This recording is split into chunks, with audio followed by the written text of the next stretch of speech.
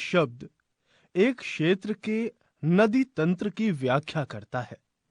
विभिन्न दिशाओं से छोटी छोटी धाराएं आकर एक साथ मिलकर एक मुख्य नदी का निर्माण करती हैं। अंततः इनका निकास किसी बड़े जलाशय जैसे झील या समुद्र या महासागर में होता है।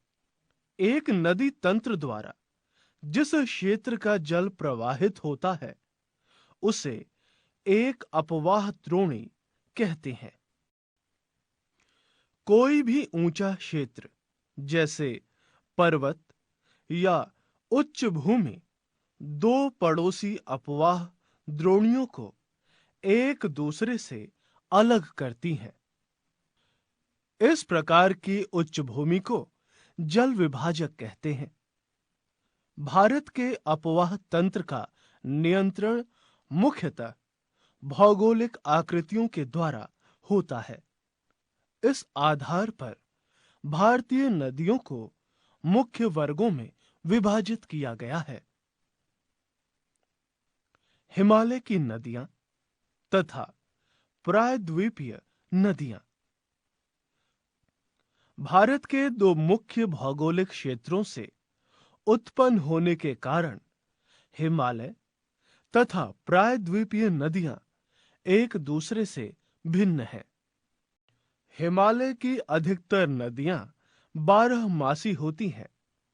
इनमें वर्ष भर पानी रहता है क्योंकि इन्हें वर्षा के अतिरिक्त ऊंचे पर्वतों से पिघलने वाले हिम द्वारा भी जल प्राप्त होता है।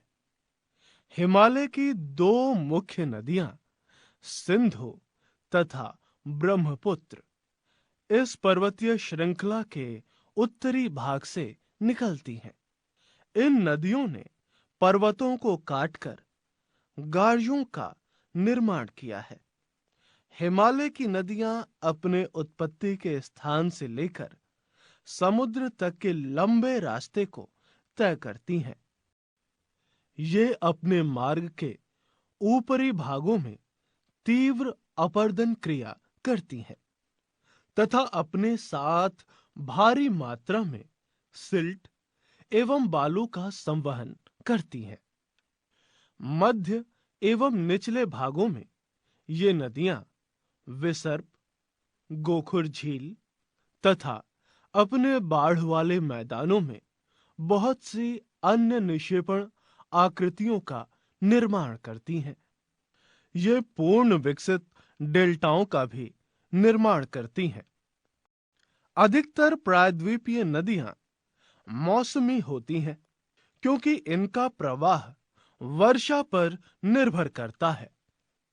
शुष्क मौसम में बड़ी नदियों का जल भी घटकर छोटी-छोटी धाराओं में बहने लगता है। हिमालय की नदियों की तुलना में प्रायद्वीपीय नदियों की लंबाई कम तथा छिछली है। इनमें से कुछ केंद्रीय उच्च भूमि से निकलती हैं तथा पश्चिम की तरफ बहती हैं। प्रायद्वीपीय भारत की अधिकतर नदियां पश्चिमी घाट से निकलती हैं तथा बंगाल की खाड़ी की तरफ बहती हैं। हिमालय की नदियां सिंधु, गंगा तथा ब्रह्मपुत्र हिमालय से निकलने वाली प्रमुख नदियां हैं। ये नदियां लंबी हैं तथा अनेक महत्वपूर्ण एवं बड़ी सहायक नदियां आकर इनमें मिलती हैं। किसी नदी तथा उसकी सहायक नदियों को नदी तंत्र कहा जाता है। सिंधु नदी का उद्गम मानसरोवर झील के निकट तिब्बत में है। पश्चिम की ओर बहती हुई ये नदी भारत में जम्मू कश्मीर के लद्दाख जिले से प्रवेश करती है। इस भाग में यह एक बहुत ही सुंदर दर्शनीय गार्ज का निर्माण करती है। इस क्षेत्र में बहुत सी सहायक नदियां जैसे जास्कर, नुब्रा, श्योक तथा हूजा इस नदी में मिलती हैं। सिंधु नदी बलूचिस्तान तथा गिलगित से बहते हुए अटक में पर्वतीय क्षेत्र से बाहर निकलती है। सतलुज, व्यास, रावी, चिनाब तथा झेलम आपस में मिलकर पाकिस्तान में मिठानकोट के पास सिंधु नदी में मिल जाती हैं। इसके बाद यह नदी दक्षिण की तरफ बहती है तथा अंत में कराची से पूर्व की ओर अरब सागर में मिल जाती है। सिंधु नदी के मैदान का ढाल बहुत धीमा है। सिंधु द्रोणी का 1/3 से कुछ अधिक भाग भारत के जम्मू कश्मीर, हिमाचल तथा पंजाब में तथा शेष भाग पाकिस्तान में स्थित है। 2900 किलोमीटर लंबी सिंधु नदी विश्व की लंबी नदियों में से एक है। गंगा की मुख्य धारा भागीरथी गंगोत्री हिमानी से निकलती है तथा अलकनंदा उत्तरांचल के देवप्रयाग में इससे मिलती है। हरिद्वार के पास गंगा पर्वतीय भाग को छोड़कर मैदानी भाग में प्रवेश करती है। हिमालय से निकलने वाली बहुत सी नदियां आकर गंगा में मिलती हैं। इनमें से कुछ प्रमुख नदियां हैं यमुना, घाघरा, गंडक तथा कोसी। यमुना नदी हिमालय के यमुनोत्री हिमानी से निकलती है। यह गंगा के दाहिने किनारे के समानांतर बहती है तथा इलाहाबाद में गंगा में मिल जाती है। घाघरा, गंडक तथा कोसी नेपाल हिमालय से निकलती हैं। इनके कारण प्रत्येक वर्ष उत्तरी मैदान के कुछ हिस्से में बाढ़ आती है, जिससे बड़े पैमाने पर जान माल का नुकसान होता है। लेकिन ये वे नदियां हैं जो मिट्टी को उपजाऊपन प्रदान कर कृषि योग्य भूमि बना देती हैं। प्रायद्वीपीय उच्च भूमि से आने वाली मुख्य सहायक नदियां चंबल, बेतवा तथा सोन हैं। ये अर्ध शुष्क क्षेत्रों से निकलती हैं। इनकी लंबाई कम है तथा इनमें पानी की मात्रा भी कम होती है। बाएं तथा दाहिने किनारे की सहायक नदियों के जल से परिपूर्ण होकर गंगा पूर्व दिशा में पश्चिम बंगाल के फरक्का तक बहती है। यह गंगा डेल्टा का सबसे उत्तरी बिंदु है। यह नदी दो भागों में बंट जाती है। भागीरथी हुगली, जो इसकी एक वितरिका है, दक्षिण की तरफ बहती है तथा डेल्टा के मैदान से होते हुए बंगाल की खाड़ी में मिल जाती है। मुख्य धारा दक्षिण की ओर बहती हुई बांग्लादेश में प्रवेश करती है एवं ब्रह्मपुत्र नदी इससे आकर मिल जाती है। अंतिम चरण में गंगा और ब्रह्मपुत्र समुद्र में विलीन होने से पहले मेघना के नाम से जानी जाती है। इन नदियों के द्वारा बनाए गए डेल्टा को सुंदरवन डेल्टा के नाम से जाना जाता है। गंगा की लंबाई 2500 किलोमीटर से अधिक है।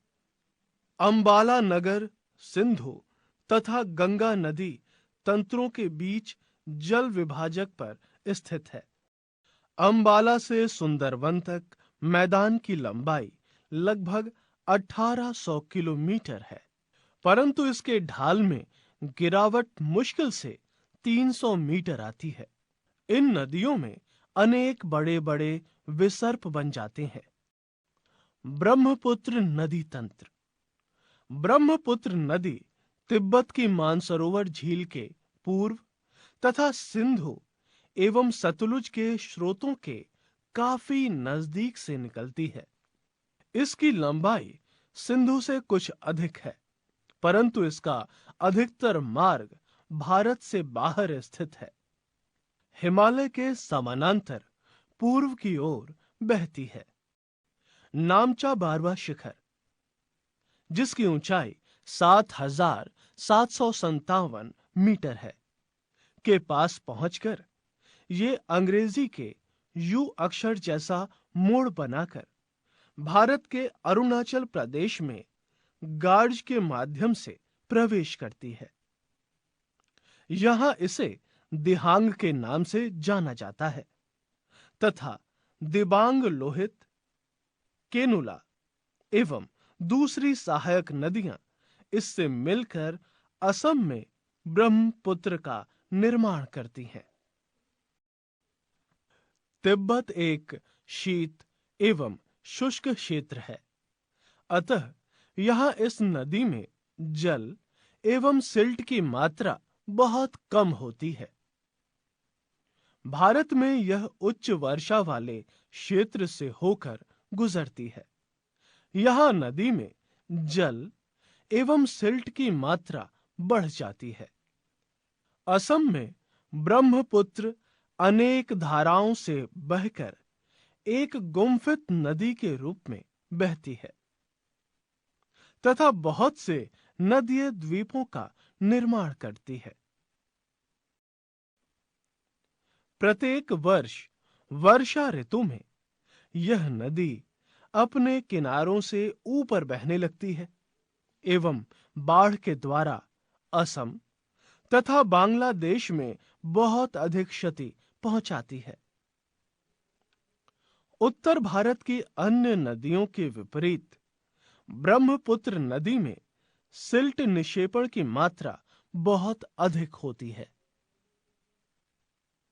इसके कारण नदी की सतह बढ़ जाती है और यह बार-बार अपनी धारा के मार्ग में परिवर्तन लाती है। प्रायद्वीपीय नदियां। प्रायद्वीपीय भारत में मुख्य जल विभाजक का निर्माण पश्चिम घाट द्वारा होता है, जो पश्चिमी तट के निकट उत्तर से दक्षिण की ओर स्थित है।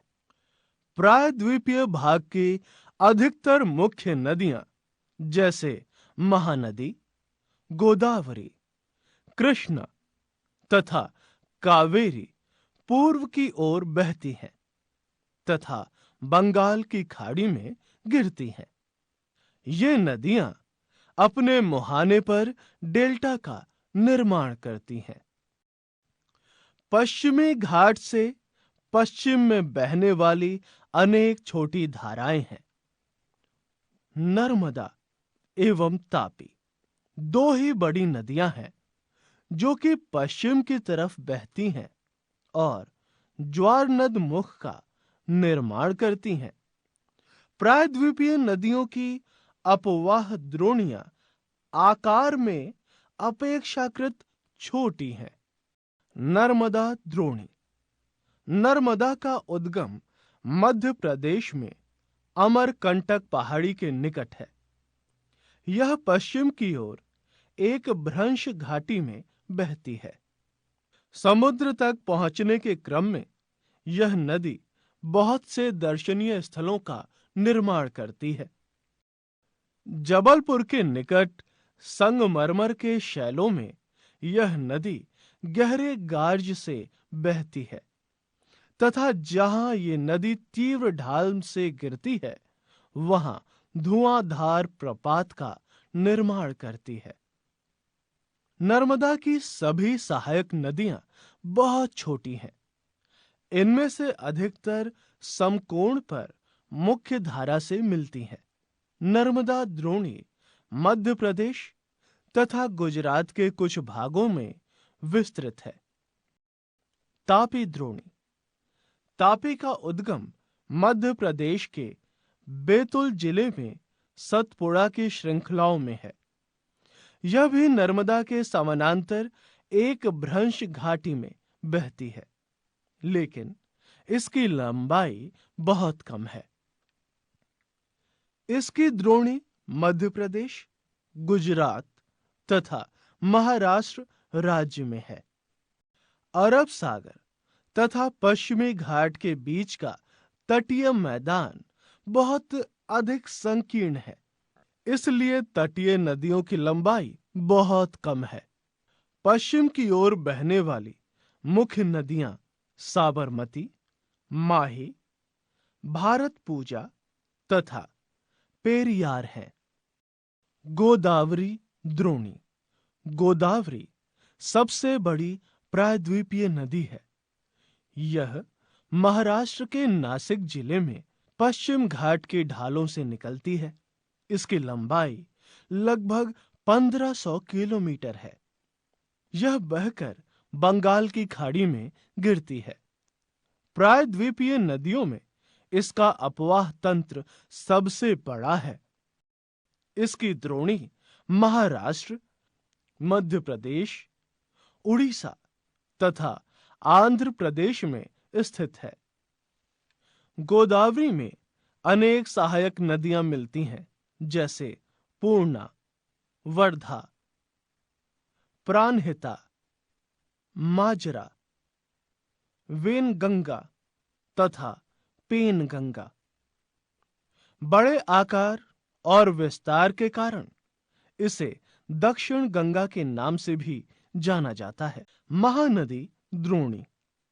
महानदी का उद्गम छत्तीसगढ़ की उच्च भूमि से है तथा ये ओडिशा से बहते हुए बंगाल की खाड़ी में मिल जाती है। इस नदी की लंबाई 860 किलोमीटर है। इसकी अपवाह द्रोणी महाराष्ट्र, छत्तीसगढ़, झारखंड तथा उड़ीसा में है। कृष्णा द्रोणी। महाराष्ट्र के पश्चिमी घाट में महाबालेश्वर के निकट एक स्रोत से निकलकर कृष्णा लगभग 1400 किलोमीटर बहकर बंगाल की खाड़ी में गिरती है। तुंगभद्रा, कोयना, घाटप्रभा, मुसी तथा भीमा इसकी कुछ सहायक नदियां हैं। इसकी द्रोणी महाराष्ट्र, कर्नाटक तथा आंध्र प्रदेश में फैली है। कावेरी द्रोणी। कावेरी पश्चिमी घाट के ब्रह्मगिरी श्रृंखला से निकलती है तथा तमिलनाडु में कुडलूर के दक्षिण में बंगाल की खाड़ी में मिल जाती है। इसकी लंबाई 760 किलोमीटर है। इसकी प्रमुख सहायक नदियां हैं अमरावती, भवानी, हेमावती तथा काबिनी। इसकी द्रोणी तमिलनाडु, केरल तथा कर्नाटक में विस्तृत है। इन बड़ी नदियों के अतिरिक्त कुछ छोटी नदियां हैं जो पूर्व की तरफ बहती हैं। दामोदर, ब्रह्मणी, वैतरणी तथा सुवर्ण रेखा कुछ महत्वपूर्ण उदाहरण हैं। झीलें। कश्मीर घाटी तथा प्रसिद्ध डल झील नाव वाले घरों तथा शिकारा से तो आप परिचित ही होंगे, जो प्रत्येक वर्ष हजारों पर्यटकों को आकर्षित करते हैं। पर्यटकों के आकर्षण के अतिरिक्त मानव के लिए अन्य कारणों से भी झीलों का महत्व है। पृथ्वी की सतह के गर्त वाले भागों में जहां जल जमा हो जाता है, उसे झील कहते हैं। भारत में भी बहुत सी झीलें हैं। ये एक दूसरे से आकार तथा अन्य लक्षणों से भिन्न हैं। अधिकतर झीलें स्थायी होती हैं तथा कुछ में केवल वर्षा ऋतु में ही पानी होता है, जैसे अंतर्देशीय अपवाह वाले अर्ध शुष्क क्षेत्रों की द्रोणी वाली झीलें। यह कुछ ऐसी झीलें हैं जिसका निर्माण हिमानियों एवं बर्फ चादर की क्रिया के फलस्वरूप हुआ है, जबकि कुछ अन्य झीलों का निर्माण वायु, नदियों एवं मानवीय क्रियाकलापों के कारण हुआ है। एक विसर्प नदी बाढ़ वाले क्षेत्रों में कटकर गौखुर झील का निर्माण करती है। स्पिट तथा बार यानी रोधिका तटीय क्षेत्रों में लैगून का निर्माण करते हैं, जैसे चिल्का झील, पुलिकट झील तथा कोलेरू झील। अंतर्देशीय भागों वाली झीलें कभी-कभी मौसमी होती हैं। उदाहरण के लिए राजस्थान की सांभर झील, जो एक लवण जल वाली झील है। इसके जल का उपयोग नमक के निर्माण के लिए किया जाता है। मीठे पानी की अधिकांश झीलें हिमालय क्षेत्र में हैं। ये मुख्यतः हिमानी द्वारा बनी हैं। इसके विपरीत जम्मू तथा कश्मीर की वूलर झील भूगर्भीय क्रियाओं से बनी है। यह भारत की सबसे बड़ी मीठे पानी वाली प्राकृतिक झील है। डल झील, भीमताल, नैनीताल, लोकताक तथा बड़ा पानी कुछ अन्य महत्वपूर्ण मीठे पानी की झीलें हैं। इसके अतिरिक्त जल विद्युत उत्पादन के लिए नदियों पर बांध बनाने से भी झील का निर्माण हो जाता है, जैसे गुरु गोविंद सागर यानी भाखड़ा नंगल परियोजना। झीलें मानव के लिए अत्यधिक लाभदायक होती हैं। एक झील नदी के बहाव को सुचारू बनाने में सहायक होती है। अत्यधिक वर्षा के समय यह बाढ़ को रोकती है तथा सूखे के मौसम में यह पानी के बहाव को संतुलित करने में सहायता करती है। झीलों का प्रयोग जल विद्युत उत्पन्न करने में भी किया जा रहा है।